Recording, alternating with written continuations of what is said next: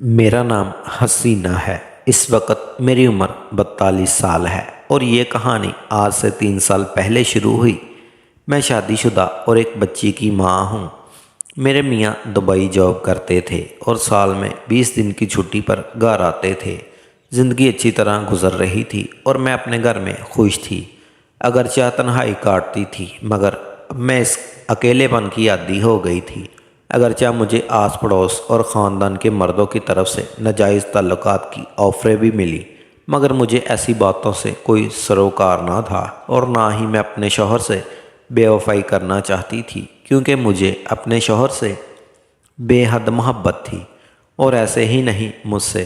پھر میری زندگی میں شانی آیا۔ شانی میرے کزن کا بیٹا تھا۔ شانی میری گود میں کھیلا اور بڑا ہوا تھا۔ 25 سال کا کڑیل جوان، 6 فٹ قد اور مردانہ وجاہت کا نمونہ تھا۔ شانی میری آنکھوں کے سامنے ہی جوان ہوا تھا، میری بہت عزت اور احترام کرتا تھا اور میں بھی اسے خالہ بانجے کی محبت سے دیکھتی تھی۔ اگرچہ وہ میرا سگا بانجا نہیں تھا، مگر میرے سمت پورے خاندان کا لاڈلا بچہ تھا۔ ہوا کچھ یوں، اسے ہمارے گھر کے پاس ہی جاب مل گئی اور وہ شہر میں رہائش کی تلاش میں ہمارے گھر آیا۔ اتفاق سے میرے میاں بھی آئے ہوئے تھے اور انہیں میرے اکیلے رہنے کی وجہ سے میری مشکلات کا اندازہ تھا۔ ویسے بھی ہمارے لیے شانی بچہ ہی تھا، لہٰذا انہوں نے اصرار کیا کہ وہ ہمارے گھر میں ہی رہائش اختیار کر لے، اس سے مجھے کمپنی بھی مل جائے گی اور شانی کو بھی آسانی ہو جائے گی۔ اس طرح شانی ہمارے گھر میں رہنے لگ گیا۔ کچھ ہی دنوں میں میرے میاں واپس چلے گئے اور میں اپنی روٹین میں مگن ہو گئی، مگر اس دفعہ حالات بدل چکے تھے۔ اب شانی آ گیا تھا۔ اس کے آنے سے بوریت نے رخت سفر باندھ لیا تھا۔ وہ زندگی سے بھرپور اور ہر وقت خوش رہنے والا لڑکا تھا اور شانی اتنی جلد میری فیملی کا حصہ بن گیا۔ اب روزانہ میں شانی کے آنے کا انتظار کرتی۔ اس کے آنے پر ہم شام کا کھانا کھاتے، پھر ٹی وی پر کوئی پروگرام دیکھتے۔ وہ میری بیٹی کے ساتھ کوئی کھیل کھیلتا یا اسے کہانیاں سناتا اور پھر ہم اپنے کمرے میں جا کے سو جاتے۔ اسے میری 5 سالہ بیٹی بہت پسند تھی۔ ہر وقت اسی کو لاڈ پیار کرتا، اس کے لیے تحائف اور چاکلیٹ وغیرہ لاتا۔ وہ مجھے ہمیشہ آنٹی کہہ کر پکارتا اور میں اسے شانی بیٹا۔ اس کے آنے سے مجھے بڑی مدد مل گئی۔ اب چھوٹے موٹے کاموں کے لیے مجھے باہر نکلنے کی ضرورت ختم ہو گئی تھی۔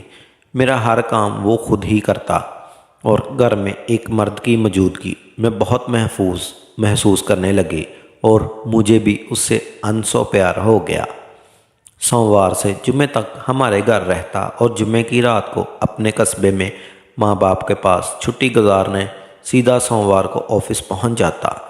3 ماہ بعد پھر گرمیاں سٹارٹ ہو گئیں۔ ہمارے گھر میں ایک ہی اے سی تھا جو میرے بیڈ روم میں لگا ہوا تھا۔ جب گرمی کی شدت بڑھی تو میں نے اسے اپنے بیڈ روم میں سونے کا کہہ دیا، کیونکہ دل میں کسی بھی قسم کا کوئی غلط خیال نہیں تھا۔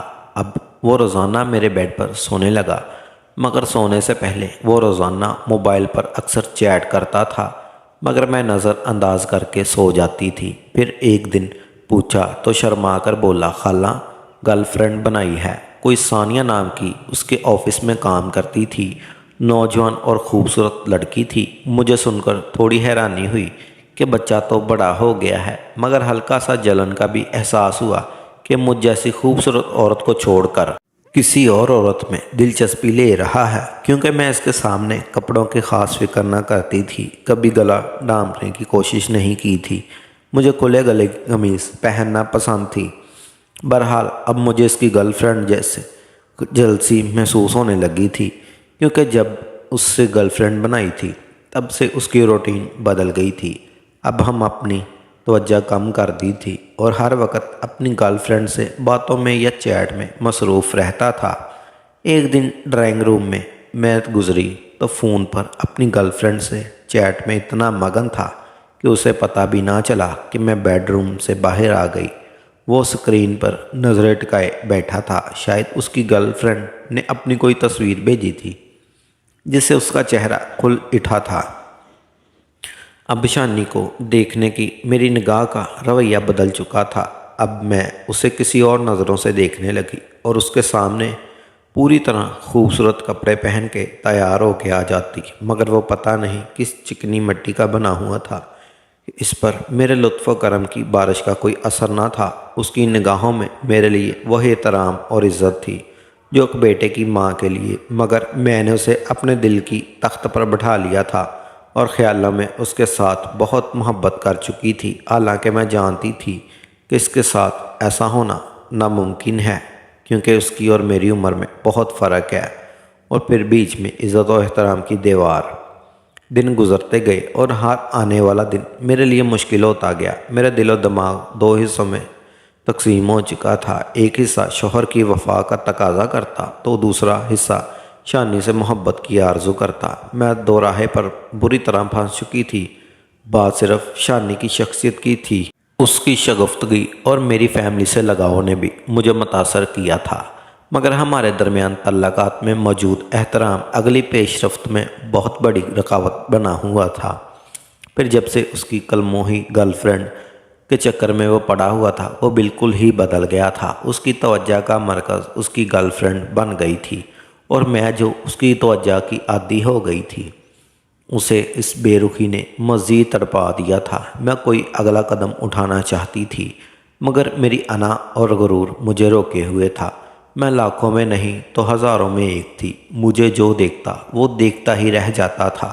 میں چہرے سے تو خوبصورت تو تھی ہی، مگر میری اصل خوبصورتی میرے جسم میں تھی۔ میں سروقد اور پرکشش جسم کی مالک تھی۔ دیکھنے والے مڑ مڑ کر دیکھتے تھے، اور پیچھے سے میری چال کا نظارہ راہ سے بھٹکا دیتا تھا۔ بدتمیزی سے بدتمیز مرد بھی میرے سامنے موم ہو جاتے تھے۔ مردوں کی زبانوں میں مجھ سے بات کرتے ہوئے شیرینی ٹپکنے لگتی تھی۔ دکاندار حضرات مجھے سودا سستے میں دیتے تھے۔ محلے دار میری ایک نگاہ کے طلب تھے۔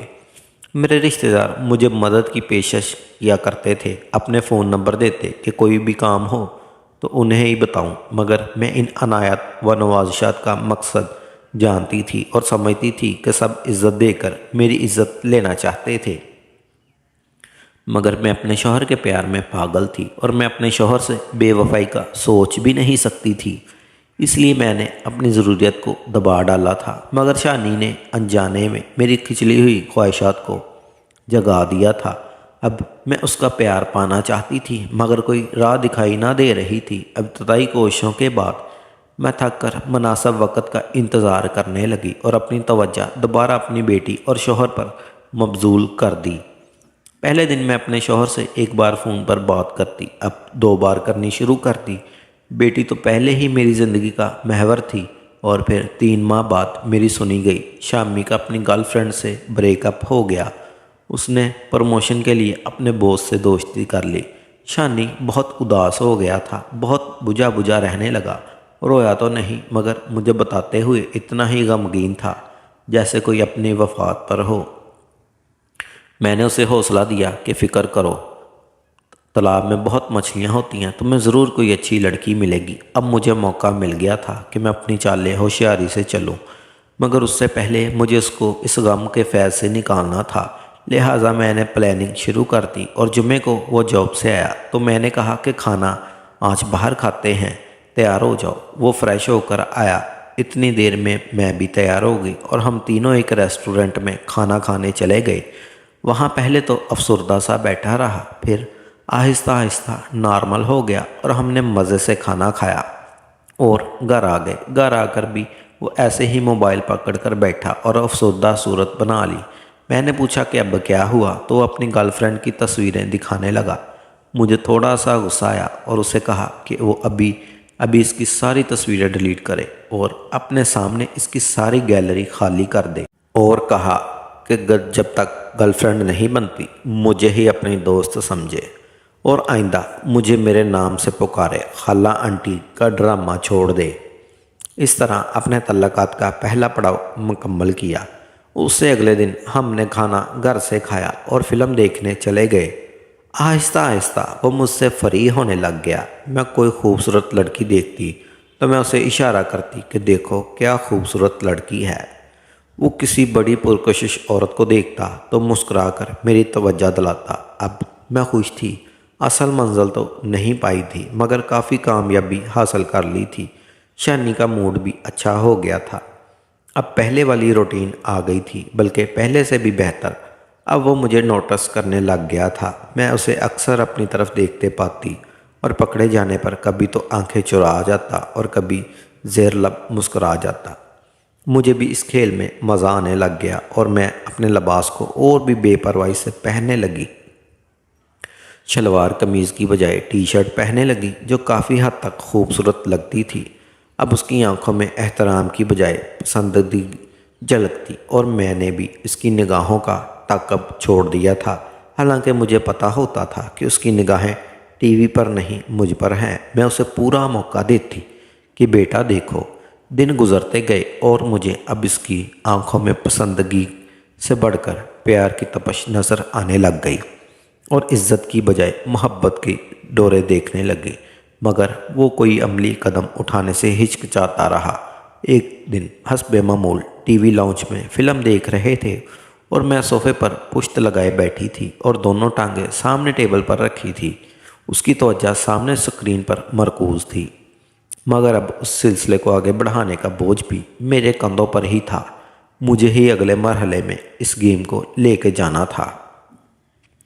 آج میں نے شانی کو ناشتے پر ہی بتا دیا تھا کہ آج جمعہ ہے تو وہ ویک اینڈ گھر پر نہ جائے اور شام کو جب جاب سے سیدھا گھر آنا سینما نیو مووی آئی ہے وہ دیکھنے چلیں گے۔ اگرچہ وہ پچھلے ویک پر ہمارے ہی ساتھ تھا، مگر اب اس کی آنکھ مچولی کے کھیل کو ختم کرنا چاہتی تھی۔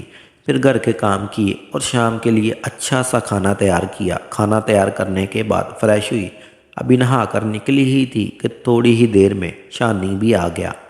فریش ہو کر کھانے کی ٹیبل پر بیٹھا۔ ہم نے کھانا کھایا، کھانے کے دوران جوس بھی پیا۔ اتنی دیر میں 6 بج گئے اور سینما کا ٹائم ہو گیا۔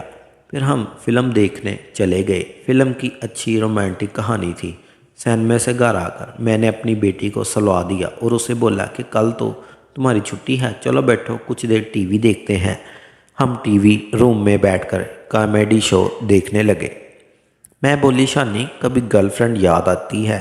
شانی بولا جب سے آپ سے دوستی ہوئی ہے میں تو اسے بھول ہی گیا ہوں۔ ویسے بھی وہ ترقی کر کے دوسرے آفس چلی گئی ہے، تو کیسے تعلقات تھے تمہارے بیچ؟ مطلب تم مجھ سے شادی کرنا چاہتے تھے؟